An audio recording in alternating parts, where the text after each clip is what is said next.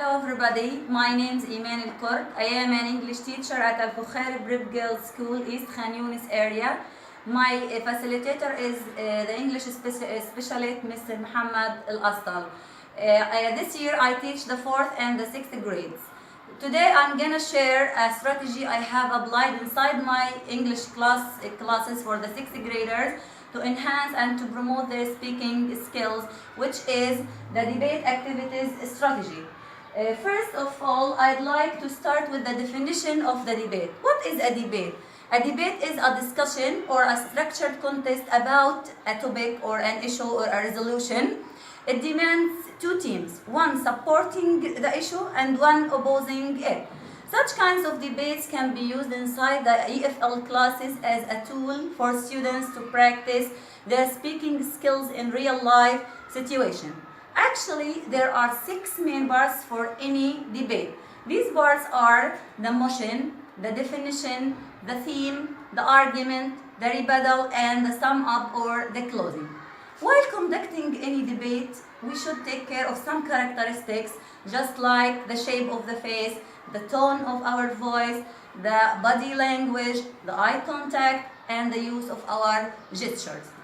I have done some research about this topic and I have found many various types of classroom debates, but I have applied these 5 applicable classroom debates inside my classroom.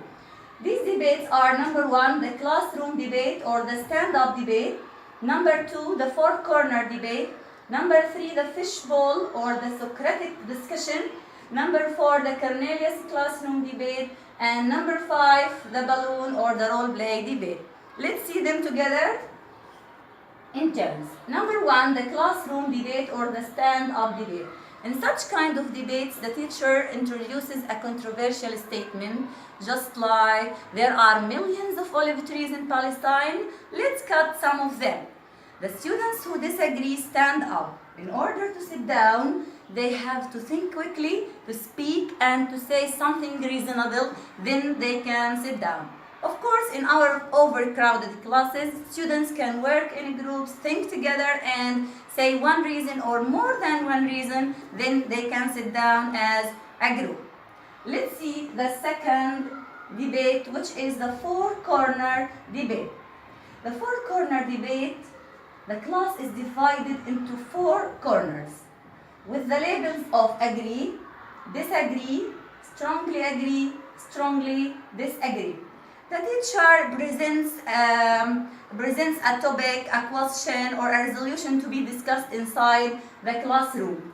Then the teacher asks the students to stand up, to move around and go to the corner of the classroom that fits their opinion on the topic.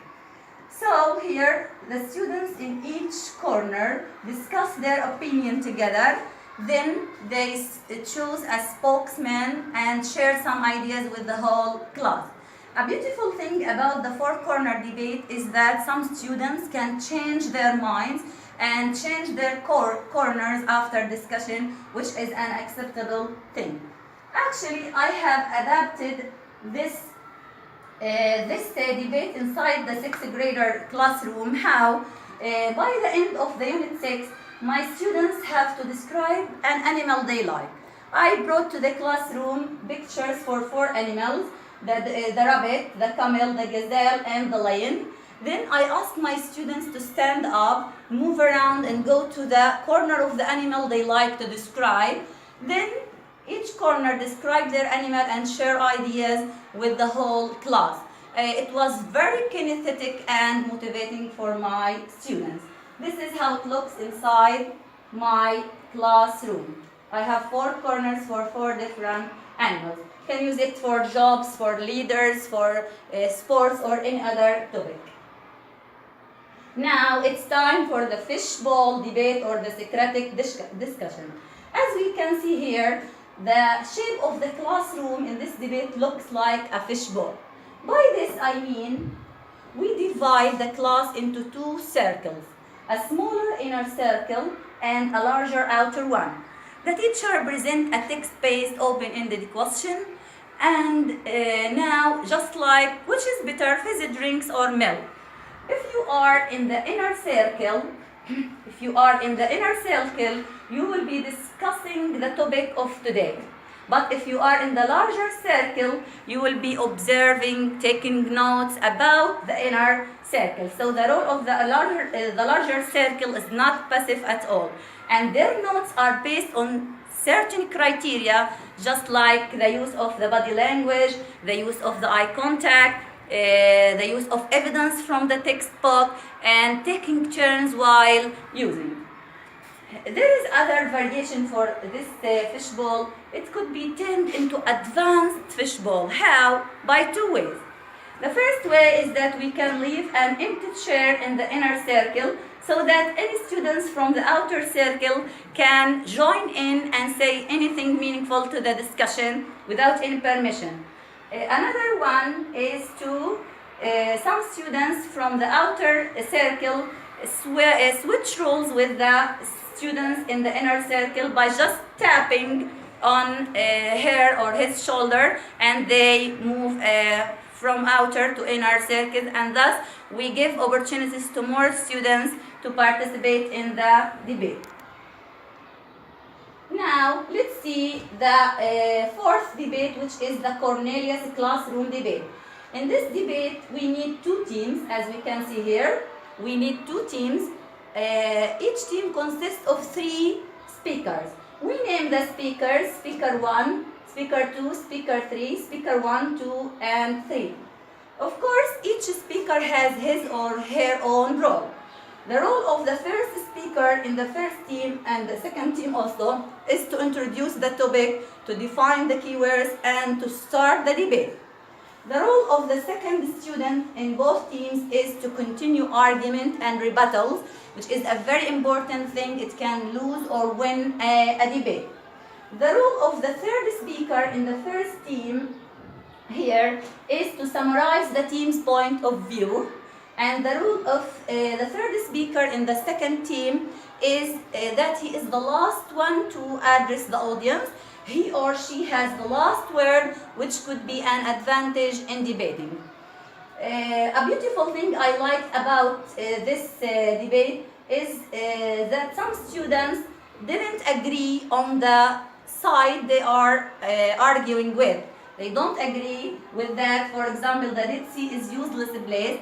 Some students don't like to be with this motion, but I told them that it will be much more challenging for them, and they will look at things from different points of view, and will be very motivating for them.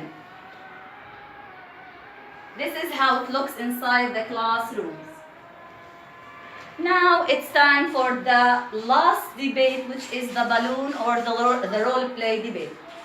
In this balloon debate, the teacher divides the class into 5s or into 10s.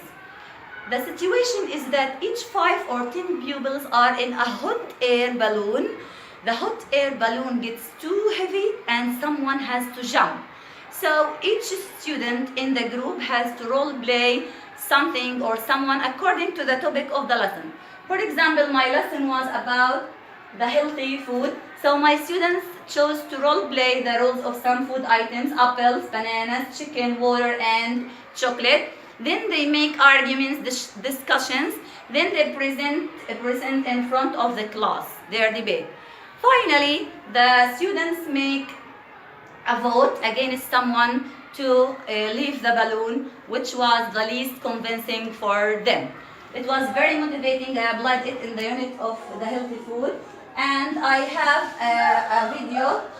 I have a 2-minute video about how can we apply the balloon debate in our classroom. I hope you like the video and find it useful for you. Thank you and goodbye.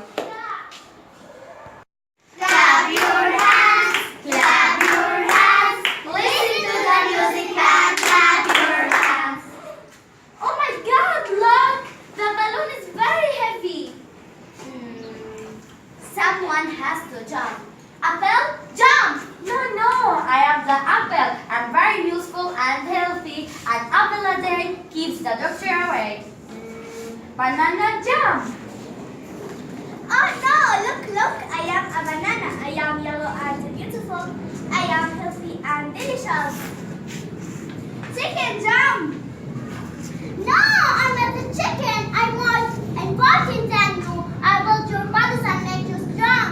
Yucky, I don't like you. Watch out, jump.